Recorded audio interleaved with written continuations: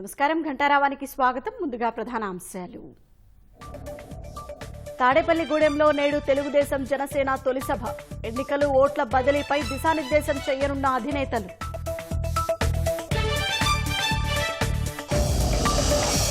విశాఖ ఉక్కు పరిశ్రమ ఎదుట కార్మికుల ఆందోళన. నూతన వేతనాలు అమలు చేయాలని డిమాండ్.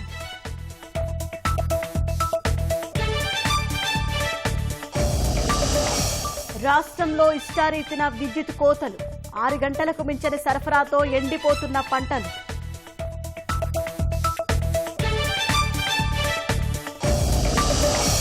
రోజు రోజుకు పెరుగుతున్న బియ్యం ధరలు. నియంత్రణ లేక సామాన్యులకు అవస్థలు.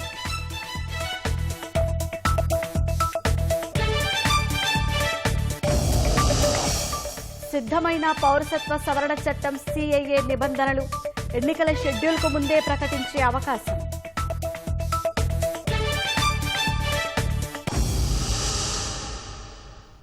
విశాఖ ఉక్కు కర్మాగారంలో బయోమెట్రిక్ విధానాన్ని నిలిపివేయాలని కోరుతూ అఖిలపక్ష కార్మిక సంఘాల నాయకులు విశాఖ ఉక్కు డైరెక్టర్ పర్సనల్ కార్యాలయాన్ని ముట్టడించారు. బయోమెట్రిక్ నిలిపివేత కోరుతూ డైరెక్టర్తో జరిపిన చర్చలు ఫలించకపోవడంతో నిరసనకు దిగారు. అడ్మిన్ బిల్డింగ్ ముందు ఆందోళన నిర్వహించారు. కార్మికులకు నూతన వేతనాలు అమలు చేయాలని, స్టీల్ ప్లాంట్ను పూర్తి సామర్థ్యంతో నడపాలని డిమాండ్ చేశారు. విశాఖ ఉక్కు పరిశ్రమపై ప్రభుత్వం ఏకపక్ష ధోరణితో వ్యవహరిస్తుందని మండిపడ్డారు. తమ సమస్యలు పరిష్కరించకుండా బయోమెట్రిక్ విధానం అమలు చేస్తే ఉద్యమం ఉధృతం చేస్తామని హెచ్చరించారు. డ్యూటీ చేస్తున్నాం కాబట్టి ఈ కష్టకాలంలో కూడా 20,000 కోట్ల రూపాయల అమ్మకాలు అమ్మాము. ఇది మనకి అర్థం చెప్తా ఉన్నాం. మీకు చేతనైతే రా మెటీరియల్ ఇప్పించండి. భారత ప్రభుత్వం దగ్గర ఉన్న ఐరన్ ఓర్ ఇప్పించడం కూడా చేత కాని ప్రభుత్వం, రైల్వే ఖాళీ రేఖలు ఇవ్వడం చేత కాని ప్రభుత్వం, కోల్ ఇండియాలో కోల్ కూడా ఇవ్వడం చేత కాని ప్రభుత్వం, కార్మికులంటే క్రమశిక్షణలో పెడతాట. మీకు క్రమశిక్షణ ఉందని అడుగుతా ఉన్నాం. దేశ ప్రజల ఆస్తి 3 లక్షల కోట్లు కార్మిక వర్గం కష్టపడి నువ్వు 5,000 కోట్లు పెడితే 3 లక్షల కోట్లుగా తీర్చిదిద్దింది కార్మిక వర్గం. దానికి నిదర్శనం ఈ డిసిప్లిన్ చెప్తారు. సీఎండి వచ్చిన తర్వాత అక్షరాల 6,500 కోట్ల రూపాయలు బొక్క పెట్టాడు కంపెనీకి. కిందలతో చేసుకున్న ఒప్పందాన్ని బయట పెట్టమన్నా దాచుకుంటా ఉన్నాడు. ఇది నీ బాబు గారి ఆస్తి కాదు, నీ సొంత ఆస్తి కాదు. గింతలతో చేసిన ఒప్పందం బయట తేవడం లేదు. ఈ ఉద్యమాన్ని చంపేయడం కోసం బిలాయిలో మాట్లాడినాం. ఒక సర్క్యులర్ లేదు, బయోమెట్రిక్ లేదు. దుర్గాపూర్ లో మాట్లాడినాం. రూర్కేలో అంతకన్నా జరగడం లేదు. విశాఖపట్నం స్టీల్ ప్లాంట్ లో నువ్వు బయోమెట్రిక్ పెడతానన్నావు అంటే కారణం ఉద్యోగాలు క్రమబద్ధంగా కాదు, రోడ్డు మీద రాకుండా ఉండాలని చెప్పి నువ్వు అనుకుంటా ఉన్నావు. అదే పరిస్థితి వస్తే మిమ్మల్ని గుట్టలు కూడా వేసి ఈ ప్లాంట్ వదిలిపెట్టే సమస్య లేదు. మా పూర్వీకుల త్యాగాలు, నిర్వాసితుల భూములు, 32 ప్రాణాలు పొంది వచ్చిన కర్మాగారాన్ని కాపాడుకోవడం కోసం ఆంధ్ర ప్రజలు సిద్ధంగా ఉన్నారని చెప్పేసి దీనికి సమాధానం చెప్పాలని చెప్పేసి బాల్స్ విత్డ్రా చేసుకోకపోతే మీ అంతా చూస్తామని చెప్పేసి హెచ్చరిక చేస్తూ ఉద్యమం కొనసాగుతుంది అక్కడ లోపల. తెలుగుదేశం జనసేన కూటమి కలిసికట్టుగా తొలిసారి ప్రచార సమరశంఖం పూరించనున్నాయి. పశ్చిమ గోదావరి జిల్లా తాడేపల్లిగూడెం వేదికగా తొలి ఉమ్మడి భారీ బహిరంగ సభ నిర్వహించనున్నాయి.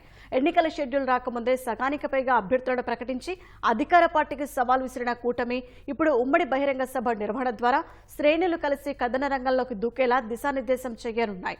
తెలుగుదేశం అధినేత చంద్రబాబు, జనసేనాని పవన్ కళ్యాణ్ ఇద్దరూ కలిసి ఒకే వేదికను పంచుకోబోయే ఈ బహిరంగ సభకు పెద్ద ఎత్తున ఇరు పార్టీల శ్రేణులు తరలిరానున్నారు. తెలుగుదేశం జనసేన ఉమ్మడి ఎన్నికల ప్రచారానికి సర్వం సిద్ధమైంది.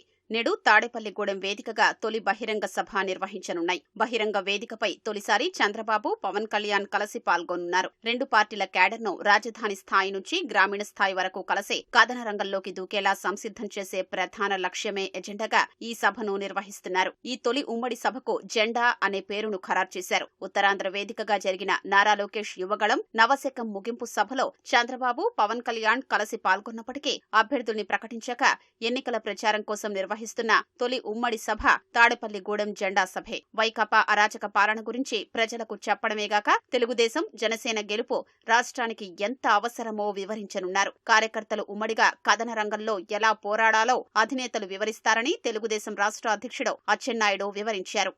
ఎందుకు పొత్తు పెట్టుకున్నామంటే ఆంధ్రప్రదేశ్ రాష్ట్రంలో వైసీపీ విముక్త రాష్ట్రంగా తయారు చేయాలని 5 సంవత్సరాలు ఈ రాష్ట్రంలో ప్రజలు పడినటువంటి ఇబ్బందుల్ని తొలగించాలని, భావి తరాల శ్రేయస్సుని ముందుకు తీసుకెళ్లాలని ఒక విశాల హృదయంతో పొత్తు పెట్టుకున్నటువంటి విషయం ప్రతి ఒక్కరికి కూడా తెలుసు. ఓటు బదిలీ అంశం అధినేతల ప్రసంగాల్లో కీలక అంశం కానుంది. ఈ పొత్తు రాబోయే రోజుల్లోనూ 2 పార్టీల క్యాడర్కు ప్రయోజనం కలిగిస్తుందని, జనసేన కార్యకర్తలకు అన్నింటిలోనూ అవకాశాలు లభించబోతున్నాయని స్పష్టం చేయనున్నారు. తెదేపా జనసేన ప్రభుత్వంలో ప్రస్తుతం అందుతున్న ప్రయోజనాలకు మించిన సంక్షేమం ప్రజలకు అందించడంతో పాటు రాష్ట్రాన్ని అభివృద్ధిలోనూ పరుగు పెట్టిస్తామని చంద్రబాబు, పవన్ కళ్యాణ్లు ప్రజలకు సందేశం ఇవ్వనున్నారు. ఇదొక జెండా పండుగ, ఒక అద్భుతమైన పండుగ వాతావరణం చేసుకోబోతున్నాం. రాష్ట్ర ప్రజలకి మనం ఒక మంచి సంకేతం, దిశానిర్దేశం, ఏ విధంగా రాబోయే రోజుల్లో ఎన్నికలకి ఇరు పార్టీల నాయకులు పవన్ కళ్యాణ్ గారు, అదేవిధంగా చంద్రబాబు నాయుడు గారు ఒక సుస్థిరమైన ప్రభుత్వం ఏర్పాటు చేసి ఈ పొత్తు వలన ఏ విధంగా రాష్ట్ర ప్రజలకి ఒక మంచి భవిష్యత్తు ఉంటుందో ఆ వివరాలన్నీ చెప్పడానికి సిద్ధమవుతున్న తరుణంలో ప్రతి ఒక్కరు కూడా ఇరు పార్టీల తరఫున నేను మనస్ఫూర్తిగా ఆహ్వానిస్తున్నాం.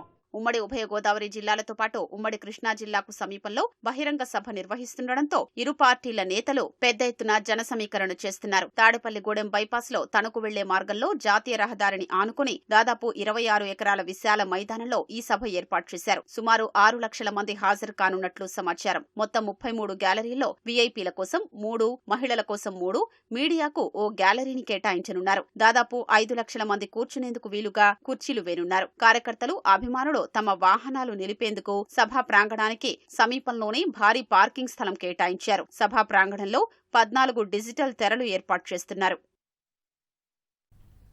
విభేదాలు పక్కన పెట్టి కలిసి పనిచేయాలని అసంతృప్త నేతలకు తెలుగుదేశం అధినేత చంద్రబాబు స్పష్టం చేశారు. భవిష్యత్తులో పార్టీ సముచిత స్థానం కల్పిస్తుందని వారికి భరోసా ఇచ్చారు. తొలి జాబితాల పేరు ఖరారు కాని అభ్యర్థులు, ఆశావహులు మలి జాబితాలోనైనా తమకు అవకాశం ఉంటుందా అనే దానిపై అధినేతను కలిసి స్పష్టత తీసుకునే ప్రయత్నం చేస్తున్నారు.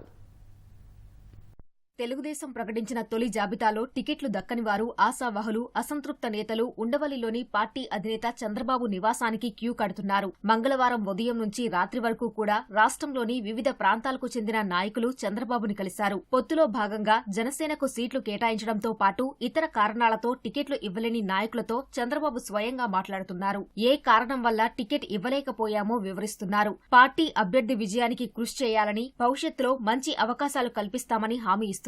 టికెట్ ఇవ్వలేదంటే పార్టీ వారిని వద్దనుకున్నట్టు కాదని, సర్వేలు, సామాజిక సమీకరణాలు, ప్రజాభిప్రాయాన్ని పరిగణలోకి తీసుకుని అభ్యర్థుల ఎంపిక జరిగిందని వారికి వివరిస్తున్నారు. అనంతపురం జిల్లాలోని సింగనమల అసెంబ్లీ స్థానాన్ని బండారు శ్రావణికి కేటాయించడంపై అసంతృప్తితో ఉన్న నియోజకవర్గ ద్విసభ్య కమిటీ సభ్యులు కేశవ్ రెడ్డి, నర్సానాయుడుని చంద్రబాబు పిలిపించి మాట్లాడారు. విభేదాలు పక్కన పెట్టి శ్రావణి గెలుపునకు కృషి చేయాలని వారికి సూచించారు. రాయచోటి టికెట్ రాంప్రసాద్ రెడ్డికి కేటాయించడంపై అసంతృప్తితో ఉన్న నియోజకవర్గ ముఖ్య నేత ప్రసాద్ ను పిలిపించారు. రాంప్రసాద్ రెడ్డి, ప్రసాద్ లను కూర్చోబెట్టి మాట్లాడారు. ఇద్దరు నేతలు చేతులు కలిపి సీటు గెలుచుకుని రావాలని సూచించారు. విజయనగరం జిల్లాలోని నెల్లిమర్ల స్థానాన్ని పొత్తులో భాగంగా జనసేనకు కేటాయించినందున ఆ నియోజకవర్గ తెదేపా ఇన్ఛార్జి కర్రోతు బంగారాజును పిలిపించారు. అక్కడ జనసేన అభ్యర్థి గెలుపునకు కృషి చేయాలని, పార్టీ సముచిత స్థానం కల్పిస్తుందని హామీ ఇచ్చారు. మాజీ ఎమ్మెల్యే చాంద్ బాషా చంద్రబాబుని కలిసి కదిరి అసెంబ్లీ టికెట్ తనకివ్వాలని కోరారు. జాతీయ అధ్యక్షుడు చంద్రబాబు గారితో కలిసి ముస్లిం మైనార్టీ సోదరులకు కూడా చట్టసభల్లో ప్రాధాన్యత గతంలో కూడా మీరు కల్పించారు. ఈరోజు కూడా మీరు కల్పిస్తారని నమ్మకం, విశ్వాసం ఉంది. ఇంకా రాబో రోజుల్లో కూడా మీరు తప్పకుండా ముస్లిం మైనార్టీలకు అత్యధిక స్థానాలు ఇస్తారు, ప్రాధాన్యత ఇస్తారని చెప్పి నమ్మకంతో ఉంది. నేను కూడా గతంలో ఒక శాసనసభ్యునిగా రాయలసీమలో ఉండి ప్రాతినిధ్యం కదిరి నియోజకవర్గంలో అనంతపురం జిల్లాలో ప్రాతినిధ్యం వహించాను. కాబట్టి నాకు కూడా అవకాశం ఇవ్వండి. నాకు నమ్మకం, విశ్వాసం ఉంది. తప్పకుండా చంద్రబాబు గారు రాయలసీమలో ముస్లిం మైనార్టీ సోదరులు ఎక్కువ శాతం ఉండరు కాబట్టి రాయలసీమలో ఉండే ముస్లిం మైనార్టీలకు కూడా ప్రాధాన్యత ఇస్తారని చెప్పి నేను కూడా ఎదురు చూస్తున్నాను. కడప లోక్సభ టికెట్ ఆశిస్తున్న రెడ్డప్పగారి శ్రీనివాసులరెడ్డి తంబళ్లపల్లి నియోజకవర్గాన్ని జయచంద్రారెడ్డికి కేటాయించడంపై అసంతృప్తితో ఉన్న మాజీ ఎమ్మెల్యే శంకర్ యాదవ్, అనంతపురం లోక్సభ టికెట్ ఆశిస్తున్న జేసీ పవన్ రెడ్డి తదితరులు చంద్రబాబును కలిశారు. జనసేనతో పొత్తు వల్ల తెనాలి సీటును కోల్పోయిన తనకు గుంటూరు పశ్చిమ నియోజకవర్గంలో పోటీ చేసేందుకు అవకాశం ఇవ్వాలని మాజీ మంత్రి ఆలపాటి ఇప్పటికే చంద్రబాబుని కోరారు. పార్టీ జాతీయ ప్రధాన కార్యదర్శి లోకేష్ ను ఆలపాటి కలిశారు. నెల్లూరు జిల్లాలో వచ్చే నెల 2వ తేదీన చంద్రబాబు పర్యటనపై చర్చించేందుకు మాజీ మంత్రి నారాయణ ఆయనను కలిశారు. అదే రోజున నెల్లూరు జిల్లాకు చెందిన వేమిరెడ్డి ప్రభాకర్ రెడ్డి తెలుగుదేశంలో చేరుతారని నారాయణ తెలిపారు. నెల్లూరు జిల్లాలో అనేక మంది వైసీపీలో ఉన్న ముఖ్య నాయకులు తెలుగుదేశం పార్టీలో చేరారు, ఇంకా చేరుతూ ఉన్నారు. రీసెంట్గా వేమిరెడ్డి ప్రభాకర్ రెడ్డి గారు ఆ పార్టీకి రిజైన్ చేయటం, వారిని నెల్లూరులోని నేతలపై కలవటం, వారిని తెలుగుదేశంలో చేరమని రిక్వెస్ట్ చేయడం జరిగింది. దాని మీద వారు తెలుగుదేశం పార్టీలో చేరటానికి నిర్ణయించుకున్నారు. వచ్చే నెల 2వ తేదీ అంటే రేపు మార్చి 2వ తేదీ ఆయన ముహూర్తం పెట్టుకున్నాడు. ఆయనతోటే నెల్లూరు జిల్లాలో 10 కాన్స్టిట్యున్సీలో ఉన్న అనేక మంది వైసీపీ నాయకులు, జడ్పీటీసీలు కావచ్చు, ఎంపీటీసీలు కావచ్చు, కార్పొరేటర్స్ కావచ్చు, మున్సిపల్ కౌన్సిలర్స్ కావచ్చు, లేదా మండల అధ్యక్షులు కావచ్చు, ముఖ్యమైన నాయకులు అనేక మంది యాక్చువల్గా చేరుతున్నారు. సో చాలామంది చేరటం వల్ల 10 కాన్స్టిట్యున్సీ నుంచి, ఒక 7 కాన్స్టిట్యున్సీసే కాదు, ఎంపీ కాన్స్టిట్యున్సీ నుంచే కాదు, 10 కాన్స్టిట్యున్సీ నుంచి చేరటం వల్ల యాక్చువల్గా అక్కడ ప్రోగ్రాం అక్కడ పెడతాము రమ్మని అడగటం జరిగింది. చంద్రబాబు నాయుడు గారు దాన్ని యాక్సెప్ట్ చేశారు. అన్ని చేరికలు ఒకేసారి అక్కడ చేసే విధంగా 2వ తేదీ నెల్లూరులో ఆ ప్రోగ్రాం ఉంటుంది. వ్యవసాయానికి పగటిపూటే 9 గంటల విద్యుత్ సరఫరా చేస్తున్నామని వైకాపా సర్కార్ గొప్పలు చెప్పుకుంటోంది. 9 గంటలు కాదు కదా, క్షేత్రస్థాయిలో 6 గంటలు రావడమే గగనమవుతోంది. సరఫరా చేసే కరెంటులోనూ లో వోల్టేజీ సమస్యలు వస్తున్నాయి. తడి అందక ఎండిపోతున్న పంటలు ఒకవైపు, లో వోల్టేజీతో కాలిపోతున్న మోటార్లు మరోవైపు రైతుల గుండెల్ని బరువెక్కిస్తున్నాయి. ఏలూరు జిల్లాలోని మెట్ట మండలాల్లో లో వోల్టేజ్ విద్యుత్ సమస్య రైతులను తీవ్రంగా వేధిస్తోంది. జంగారెడ్డిగూడెం డివిజన్ పరిధిలో సుమారు 44,000 వ్యవసాయ విద్యుత్ సర్వీసులు ఉన్నాయి. పొగాకు, మొక్కజొన్న, వేరుశెనగ, మిర్చి, చెరకు పంటలు పెద్ద ఎత్తున సాగులో ఉన్నాయి. షెడ్యూల్ ప్రకారం ఉదయం 9 గంటల నుంచి సాయంత్రం 5 గంటల మధ్య విద్యుత్ సరఫరా చేయాల్సి ఉన్నా అలా జరగడం లేదు. లోడ్ రిలీఫ్ పేరిట కరెంటు కోతలు విధించి రాత్రిపూట సరఫరా చేస్తున్నారు. ఇష్టారీతిన ఇస్తున్న కరెంటుతో వేరుశెనగ, మొక్కజొన్న సహా ఇతర పంటలకు పూర్తి స్థాయిలో తడులు అందడం లేదు. నాణ్యమైన విద్యుత్ ఇవ్వకపోవడం వల్ల మోటార్లు కాలిపోతున్నాయి. బాగా లో వోల్టేజ్ రావడం వల్ల మోటార్లు ఎత్తుకోపోవడం, మోటార్లు తిరిగి కాలిపోవడం, తడవక ఇబ్బంది పడుతున్నాం రైతులు. వేరుశనగ దానికి డైలీ తడే ఉండాలి. వోల్టేజ్ లో గురించి తల్లు కొంచెం ఇబ్బంది అవుతుంది. మాకే కాదు, టొబాకో కూడా ఇబ్బంది పడుతున్నారు రైతులు. 3 గంటలు ఎత్తున్నాడు, తీసేస్తున్నాడు.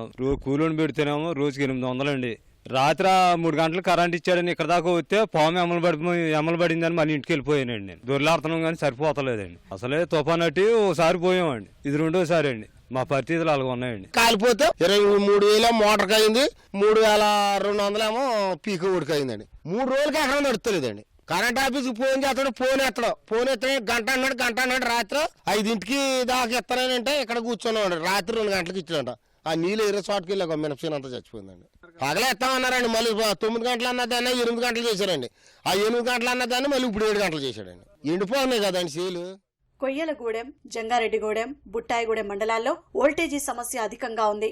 సాధారణంగా 350 నుంచి 400 వోల్టులు రావాల్సిన విద్యుత్ 200 నుంచి 250కి పడిపోవడంతో మోటార్లు కాలిపోతున్నాయి. పాడైన మోటార్లను బయటకు తీయడం, వాటిని మరమ్మతులు చేయడం లేదా కొత్తవి బిగించడం రైతులకు తలకు మించిన భారంగా మారుతోంది.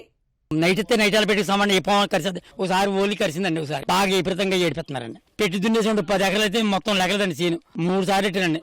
అంత కవులండి. ఏమీ కాదు, ఆయన ప్రభుత్వం ఎలా ఉందండి. ఆయన దేశ ఉంతాడు, అది ఎత్తేస్తామండి. ఇక ఏడు తాగి చచ్చిపోతాం. 3 లక్షలు కవులు ఇచ్చుకున్నాం. మళ్ళీ పెట్టుబడి 3 లక్షలు, 2,50,000 అలాగైంది. మళ్ళీ మోటార్ పోయిందండి. జగన్ 10 లక్షలు 10 ఎకరాల్లో ఇలాగ పోతుంటే మాకు ఇబ్బంది కదండి. పోద్దండి, ఇది పని చేయదు. ఇప్పుడు తడి లేకపోతే ఎండిపోద్దండి, నాశనం అయిపోద్ది. మళ్ళీ ఇప్పుడు 10 రోజులు తడి అయిపోయింది అవుతా ఉండదండి, ఎండిపోయి నాశనం అయిపోద్ది. పని చేయదు మనకి. ఇంకో 10 రోజులకు మనం పెట్టుకుందామన్నా దానికి ఉపయోగం లేదండి. క్వాలిటీ కరెంట్ రావట్లేదండి. మా 400 కరెంట్ ఉండాలండి, బాగా హై రిచ్ పోయండి. భూమి 400 అడుగుల నుంచి వాటర్ లాగాలి సార్. అది లో వోల్టేజ్ వల్ల మోటార్లన్నీ తక్కువ కరెంటు వల్ల మోటార్లు కాలిపోయి నిన్న కాక మొన్న మేము మోటార్ బాగు చేయించామండి. 60,000 అయిందండి నాకు. మా 10 ఎకరాల మీద అంత ఆదాయం కూడా రాదండి. అసలు ఈ కరెంటు సమస్య వల్ల రైతాంగం చాలా తీవ్రంగా నష్టపోయామండి ఈ సంవత్సరం అండి. మేము వస్తుందా రాదా అని భయపడుతున్నామండి, ఇంత పెట్టుబడి పెట్టేసేసండి. 3 రాజధానుల పేరిట అమరావతిని నట్టేటా ముంచిన వైకాపా ప్రభుత్వానికి ఇంకా ఆ ప్రాంతంపై కక్ష తగ్గలేదు. అమరావతి విచ్ఛిన్నానికి ఉన్న అన్ని మార్గాలను వెతికి మరీ జగన్ కుట్రలు పన్నుతున్నారు. ఎన్నికల ప్రకటనకు ముందే తాను అనుకున్న పని నెరవేర్చేలా అధికారులకు ఆదేశాలు ఇవ్వడంతో వారు తీవ్ర కసరత్తు చేస్తున్నారు. గత ప్రభుత్వ హయాంలో జారీ చేసిన భూసేకరణ నోటీసులు ఉపసంహరించడం, బృహత్ ప్రణాళిక నుంచి మంగళగిరి మండలంలోని గ్రామాలను తొలగించే ప్రతిపాదనలు గుట్టుగా రూపొందిస్తున్నారు. రాష్ట్రానికే తలమానికంగా నిలిచిన అమరావతి గుర్తులు ఏమాత్రం మిగలకుండా చెరిపివేసేలా వైకాపా ప్రభుత్వం కుట్రలు పన్నుతోంది. రాజధానిని కొద్దిగా విచ్ఛిన్నం చేసేందుకు ప్రయత్నాలు ప్రారంభించింది. సీఎం జగన్ ఆదేశాలకు అనుగుణంగా సీఆర్డీఏ అధికారులు రేయింబళ్లు పనిచేస్తున్నారు. అమరావతి బృహత్ ప్రణాళికను విచ్ఛిన్నం చేసేందుకు ప్రతిపాదనలు సిద్ధం చేస్తున్నారు. గత ప్రభుత్వ హయాంలో జారీ చేసిన భూసేకరణ నోటీసులను ఉపసంహరించడం, బృహత్ ప్రణాళిక నుంచి మంగళగిరి మండలంలోని గ్రామాలను తొలగించే ప్రతిపాదనలను గుట్టుగా రూపొందిస్తున్నారు. ఇవి రావడమే ఆలస్యం. ఆమోదముద్ర వేసేందుకు ప్రభుత్వం సిద్ధమవుతోంది. రాజధాని బృహత్ ప్రణాళికను సవరించొద్దని హైకోర్టు చెప్పినా మొండిగా ముందుకెళ్తోంది. రాజధాని నిర్మాణానికి తెలుగుదేశం హయాంలో 34,281 ఎకరాలను భూ సమీకరణలో తీసుకున్నారు. బృహత్ ప్రణాళికకు ఇబ్బందులు తలెత్తకుండా ఉండేందుకు భూములు ఇవ్వని గ్రామాల్లో సేకరణ ద్వారా తీసుకునేందుకు 4,300 ఎకరాలకు ప్రకటన ఇచ్చారు. కానీ 191.62 ఎకరాలనే సేకరించారు. ప్రభుత్వం మారిపోవడంతో ఆ ప్రక్రియ అంతటితో నిలిచిపోయింది. ఇప్పుడు ప్రభుత్వం ఏకంగా భూసేకరణ ప్రకటననే వెనక్కి తీసుకునేందుకు సీఆర్డీఏ అధికారులు ప్రయత్నాలు ప్రారంభించారు. తుళ్లూరు, మంగళగిరి, తాడేపల్లి మండలాల్లోని గ్రామాలతో అమరావతి బృహత్ ప్రణాళిక రూపొందించారు. వైకాపా అధికారంలోకి వచ్చినప్పటి నుంచి మంగళగిరి నియోజకవర్గంలోని రాజధాని గ్రామాలను తప్పించేందుకు కుట్రలకు పాల్పడింది. తాజాగా నవులూరు, ఎర్రబాలెం, నిడమర్రు, పెనుమాక, ఉండవల్లి గ్రామాలను ఆ పరిధి నుంచి తప్పించేందుకు అధికారుల ప్రయత్నాలు చివరి దశకు వచ్చాయి. మంగళగిరిలో తెలుగుదేశం నేత లోకేష్ పోటీ చేస్తున్నారు. ఈ గ్రామాలకు భూసేకరణ ప్రకటన నుంచి విముక్తి కల్పించి తద్వారా రాజకీయంగా లాభపడాలని వైకాపా భావిస్తోంది. అమరావతిని ప్రపంచ స్థాయి నగరంగా తీర్చిదిద్దేందుకు తెలుగుదేశం ప్రభుత్వం బృహత్ ప్రణాళిక రూపొందించింది. నివాస, ఉపాధి, విద్య, వైద్య అవసరాలకు తగ్గట్లు తయారు చేసింది. రాజధాని 29 గ్రామాల్లో గతంలో ఇచ్చిన భూసేకరణ ప్రకటనను ఉపసంహరించుకుంటే ఈ ప్రణాళికలకు భంగం కలుగుతుంది. ఇప్పటి వరకు సేకరణలో ఉన్న భూముల క్రయ విక్రయాలపై నిషేధం ఉంది. సేకరణ నుంచి వెనక్కి వెళ్తే ఆ నిషేధం తొలగిపోతోంది. రోడ్లకే భూమిని ఉంచుకుంటారు. మిగిలింది రైతుల స్వాధీనంలోకి వెళ్తుంది. దీనివల్ల మాస్టర్ ప్లాన్ మొత్తం దెబ్బతింటుంది. ఇది అమరావతి అభివృద్ధిపై తీవ్ర ప్రభావం చూపనుంది. ప్రభుత్వ కుట్రలకు అధికారులు వత్తాసు పలుకుతున్నారు. గత ప్రభుత్వ హయాంలో గన్నవరం విమానాశ్రయ విస్తరణలో నిర్వాసితులకు రాజధానిలో ప్లాట్లు ఇచ్చారు. ఇంకా కొందరికి నివాస, వాణిజ్య ప్లాట్లు ఇవ్వాలి. వైకాపా ప్రభుత్వం వచ్చాక ఈ ప్రక్రియ నిలిచింది. రాజధాని ప్రాంతంలోని పెద్ద ప్లాట్లను ఎంచుకొని వాటిని చీల్చి వేలానికి ఉంచుతున్నారు. దీనివల్ల బృహత్ ప్రణాళికకు భంగం వాటిల్లుతుందని తెలిసినా విస్మరిస్తున్నారు. భూముల వేలం ద్వారా వచ్చిన రాబడిని రాజధానిలో వసతుల కల్పన కోసం కాకుండా గుత్తేదారులకు బిల్లులు చెల్లించేందుకు వినియోగిస్తున్నట్లు సమాచారం. నెల్లూరు జిల్లాలో వైకాపా నుంచి తెలుగుదేశం పార్టీలోకి చేరికలు పెరిగాయి. సీనియర్ నాయకుడు కోడూరు కమలాకర్ రెడ్డి వైకాపాకు పార్టీ సభ్యత్వానికి రాజీనామా చేశారు. మార్చి 2న చంద్రబాబు సమక్షంలో వేమిరెడ్డి ప్రభాకర్ రెడ్డితో కలిసి తెదేపాలు చేరుతున్నట్లు కమలాకర్ రెడ్డి తెలిపారు. రాబోయే ఎన్నికల్లో వేమిరెడ్డి ప్రభాకర్ రెడ్డి, కోటమిరెడ్డి శ్రీధర్ రెడ్డి గెలుపు కోసం కృషి చేస్తారన్నారు. నెల్లూరు జిల్లాలో మెట్ట ప్రాంతమైన ఆత్మకూరు, ఉదయగిరి, కావలి ప్రాంతాలకి 245 వాటర్ ప్లాంట్లు ఇచ్చి పూర్తి మెయింటెనెన్స్ కూడా ఆయనే చేసి పేద ప్రజల దాహాడు తీర్చినటువంటి వేమిరెడ్డి ప్రభాకర్ రెడ్డి గారిని పార్టీ ఆ విధంగా వెళ్లగొట్టడం నేను మనస్తాపానికి గురైనాను. దాన్ని దృష్టిలో పెట్టుకుని వేమిరెడ్డి ప్రభాకర్ రెడ్డి తోటి ప్రయాణం చేయాలని నిర్ణయించుకున్నాను. 2వ తేదీ తెలుగుదేశం పార్టీ అధ్యక్షులు చంద్రబాబు నాయుడు సమక్షంలో కోటమిరెడ్డి శ్రీధర్ రెడ్డి ఆధ్వర్యంలో చేరబోతున్నానని చెప్పి మీకు అందరికీ తెలియజేసి రేపు జరగబోయే పార్లమెంట్ ఎన్నికలైతేమి, అసెంబ్లీ ఎన్నికల్లో వేమిరెడ్డి ప్రభాకర్ రెడ్డికి రూరల్ నియోజకవర్గంలో కోటమిరెడ్డి శ్రీధర్ రెడ్డి గెలుపు కోసం శక్తి వంచన లేకుండా కృషి చేస్తానని చెప్పి తెలియజేసుకుంటూ సెలవు తీసుకుంటాం. నెల్లూరు రూరల్ నియోజకవర్గంలో కేవలం ఒక డివిజన్ లో కాకుండా నియోజకవర్గం అంతా కూడా ప్రజలతో దగ్గర సంబంధాలు, కార్యకర్తలతో క్షేత్రస్థాయి సంబంధాలు కలిపి ఎన్నికల యంత్రాంగం నడపడంలో ఒక దిట్టగా పేరుగాంచిన కోడూరు కమలాకర్ రెడ్డి గారు వచ్చే నెల 2వ తారీఖు తెలుగుదేశం పార్టీ జాతీయ అధ్యక్షులు నారా చంద్రబాబు నాయుడు గారు వస్తున్నారు. రాజ్యసభ సభ్యులు వేమిరెడ్డి ప్రభాకర్ రెడ్డి గారి దంపతులు, వారి మిత్ర బృందం అంతా కూడా ఆనాడు తెలుగుదేశం పార్టీలో చేరుతూ ఉన్నారు. మరో వైఎస్ఆర్ కాంగ్రెస్ పార్టీ ముఖ్య నేత కూడా పార్టీకి రాజీనామా చేసి తెలుగుదేశం పార్టీలో చేరబోతున్నారు. ఈ చేరికలు నిరంతరం కొనసాగుతాయి. 2014లో గానీ 2019లో గానీ రాని అతి పెద్ద మెజార్టీ 24 ఎన్నికల్లో తెలుగుదేశం పార్టీ రాబోతుంది. దీనికి ఎలాంటి అనుమానపడాల్సిన అవసరం లేదు. ఓట్లు, సీట్లు ఏ పని చేసినా జగన్ వేసుకునే లెక్కలివి. పరాయి దేశాలకు వలస వెళ్లిన ప్రవాసాంధ్రులతో తనకు పనేముందని అనుకున్నారో ఏమో. తెలుగుదేశం హయాంలో తెచ్చిన ప్రవాసాంధ్రుల బీమా భరోసా పథకాన్ని పట్టించుకోలేదు. ఈ పథకంలో సగం ప్రీమియం అప్పట్లో ప్రభుత్వమే కట్టేది. జగన్ సర్కారు మాత్రం ఒక్క పైసా చెల్లించేది లేదు. దరఖాస్తుదారులే కట్టుకోవాలని ప్రకటించింది. ఖండాంతరాలను దాటి వెళ్లిన వారిపై కనికరం లేకుండా వ్యవహరించింది. ఎన్నికల ముంగిట ప్రవాసాంధ్రుల కుటుంబాల ఓట్ల కోసం మరోసారి కపట నాటకానికి తెరతీసింది. ఉన్న ఉన్న ఊరిలో ఉపాధి కరవై పొట్టకూటి కోసం విదేశాలకు వలసపోయిన కార్మికులు, ఉన్నత చదువులకు వెళ్లిన విద్యార్థులు, కొలువుల కలల్ని సాకారం చేసుకునేందుకు పయనమైన నిరుద్యోగుల కోసం గత తెలుగుదేశం ప్రభుత్వం ప్రవాసాంధ్ర భరోసా బీమా తీసుకొచ్చింది. ఈ పథకాన్ని ప్రారంభించిన ఏడాది వ్యవధిలోనే తెదేపా ప్రభుత్వం 16,713 మందిని నమోదు చేయించింది. జగన్ సర్కార్ 4 ఏళ్లలో కేవలం 33,596 మందినే ఈ పథకం కింద చేర్పించింది. తెదేపా సర్కారు మాదిరిగా కృషి చేసి ఉంటే సుమారు 83,000 ప్రవాసాంధ్రులకైనా బీమా భరోసా దక్కేది. కానీ ఆ సంఖ్య 33,596కు మించలేదంటే జగన్ కు విదేశాలకు వలస వెళ్లిన వారి సంక్షేమంపై ఎంత చిత్తశుద్ధి ఉందో అర్థం చేసుకోవచ్చు. తెదేపా ప్రభుత్వం 2018 మార్చిలో ప్రవాసాంధ్ర భరోసా బీమా పథకం ప్రవేశపెట్టింది. ఇందులో కార్మికులు, ఉద్యోగులు 442 రూపాయలు, విద్యార్థులు 177 రూపాయలు ప్రీమియంగా చెల్లించాల్సి ఉండేది. కార్మికులు, ఉద్యోగులకు సంబంధించి జీఎస్టీతో కలిపి 292 రూపాయలు, విద్యార్థులకు జీఎస్టీతో కలిపి 99 రూపాయల ప్రీమియం సొమ్ము రాష్ట్ర ప్రభుత్వమే భరించింది. మిగిలిన మొత్తాన్ని కార్మికులు, ఉద్యోగులు, విద్యార్థులు చెల్లించేలా పథకాన్ని రూపొందించారు. ప్రీమియం చెల్లించిన వ్యక్తి ప్రమాదవశాత్తు మరణించినా, శాశ్వత అంగవైకల్యం పొందినా 10 లక్షల రూపాయల పరిహారమిస్తారు. ప్రమాదం వల్ల అస్వస్థకు గురైతే ఆసుపత్రి ఖర్చుల కింద 1,00,000 రూపాయలు చెల్లిస్తారు. గర్భిణులకు ప్రసూతి ఖర్చుల కింద సాధారణ కాన్పు అయితే 35,000, సిజేరియన్ అయితే 50,000 ఇస్తారు. ఒకసారి ప్రీమియం చెల్లించి పేరును నమోదు చేసుకుంటే ఉద్యోగులకు 3 ఏళ్లు, విద్యార్థులకు ఏడాది పాటు ఈ పథకం వర్తిస్తుంది.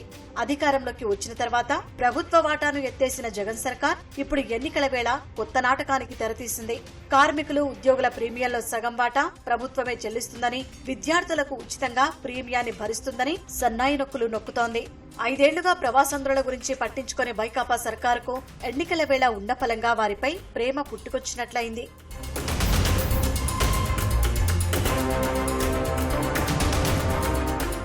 రాష్ట్రం నుంచి ఇతర దేశాలకు వలస వెళ్లిన వారు దాదాపు 20 లక్షల మంది ఉంటారు. UAE, Qatar, Kuwait, Oman, Saudi, Bahrain తదితర గల్ఫ్ దేశాల్లో 8 లక్షల వరకు, అమెరికా, బ్రిటన్, ఆస్ట్రేలియా, మలేషియా తదితర దేశాల్లో 12 లక్షల మంది వరకు ఉంటారని అంచనా. కేరళ తర్వాత ఇతర దేశాలకు వెళ్తున్న వారు మన రాష్ట్రం నుంచే అత్యధికంగా ఉన్నారు. ఉమ్మడి కడప జిల్లాలోని రాజంపేట, రైల్వే కోడూరు, రాయచోటి, బద్వేలు, కడప, మైదుకూరు, ప్రొద్దుటూరు నియోజకవర్గాలకు చెందిన వారే గల్ఫ్ దేశాల్లో 2 లక్షల మంది వరకు ఉంటారు. తాపీ మేస్త్రి, ఇంటి పనులు, డ్రైవర్, ఎలక్ట్రికల్, పంప్లింగ్ తదితర పనులు చేసుకునేవారు ఎక్కువగా గల్ఫ్ దేశాలకు వలస వెళ్తుంటారు. వారిలో ఎక్కువ మంది పేదలే. ఇలాంటి వారికి బీమా చాలా అవసరం. వైకాపా ప్రభుత్వం మాత్రం ప్రవాసాంధ్ర భరోసా కింద తన వాటాను చెల్లించకుండా ఇంతకాలం రాక్షసంగా వ్యవహరించింది. విదేశాల్లో ఏటా 15 నుంచి 20 మంది ప్రవాసాంధ్రులు వివిధ ప్రమాదాల్లో మృత్యువాత పడుతున్నారు. సాధారణ మరణాలు 75 నుంచి 100 వరకు చోటు చేసుకుంటున్నాయి. ఇవన్నీ అధికారిక లెక్కలే. సమాచారం అందని ప్రమాదకర సాధారణ మరణాల శాతం మరో 20 నుంచి 25% ఉండే అవకాశం ఉంది. బీమా చేయించుకునే వారు గడిచిన 4.5 ఏళ్లలో 489 మంది మరణించినట్లు అధికారిక లెక్కలు చెబుతున్నాయి. అందులో కనీసం 10% మంది ప్రమాదవశాత్తు మరణించి ఉంటారని అంచనా. వీరిని బీమా పథకంలో చేర్చని కారణంగా బాధిత కుటుంబాలు 10 లక్షల ఆర్థిక సాయాన్ని పొందే అవకాశాన్ని కోల్పోయాయి. ఆ కుటుంబాలకు ప్రభుత్వం నుంచి 50,000 రూపాయలు ఆర్థిక సాయం మాత్రమే అందింది. ఈ సాయం ఇవ్వడంలోనూ ప్రభుత్వం కొర్రీలు పెడుతోంది. విదేశాలకు వెళ్లి కనీసం 4 ఏళ్లు దాటిన వారికి ఈ పరిహారాన్ని పంపిణీ చేసింది. ప్రవాసాంధ్రులకు ప్రత్యేక బీమా పథకాన్ని దూరం చేసిన వైకాపా సర్కారు ఆర్థిక సాయం అందించడంలోనూ క్రూరంగా వ్యవహరిస్తోంది.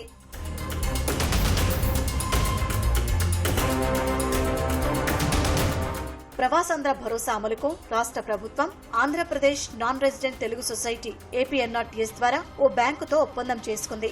ఆ ఒప్పంద గడువు గత జనవరి నెలతో ముగిసింది. ప్రజలకు ప్రయోజనం చేకూర్చాలన్న చిత్తశుద్ధి ఉన్న ఏ ప్రభుత్వమైనా ఏం చేయాలి? గడువు ముగిసిపోకముందే ఒప్పందాన్ని పునరుద్ధరించుకోవాలి. లేని పక్షంలో మరో బ్యాంకు లేదా సంస్థతో తిరిగి ఒప్పందం చేసుకోవాలి. వైకాపా సర్కారు మాత్రం గడువు ముగిశాక తీరిగ్గా బ్యాంకుతో త్వరలో ఒప్పందం చేసుకుంటామంటూ APNRTS తో ఓ కంటి తుడుపు ప్రకటన ఇప్పించింది. అప్పటి వరకు కేంద్ర ప్రభుత్వ ప్రవాసీ భారతీయ బీమా యోజన కింద నమోదు చేసుకోవాలని ఉచిత సలహా ఇచ్చి చేతులు దులుపుకుంది. పొట్టకూటి కోసం విదేశాలకు వెళ్లింది ఎక్కువగా SC, ST, BC, మైనారిటీ వర్గాలే. మాట్లాడితే తాను పేదల పక్షపాతి అంటూ ప్రచారం చేసుకునే జగన్ వారికి లబ్ధి చేకూర్చే ప్రవాసాంధ్ర భరోసా పథకాన్ని మాత్రం పట్టించుకోకపోవడం దారుణం.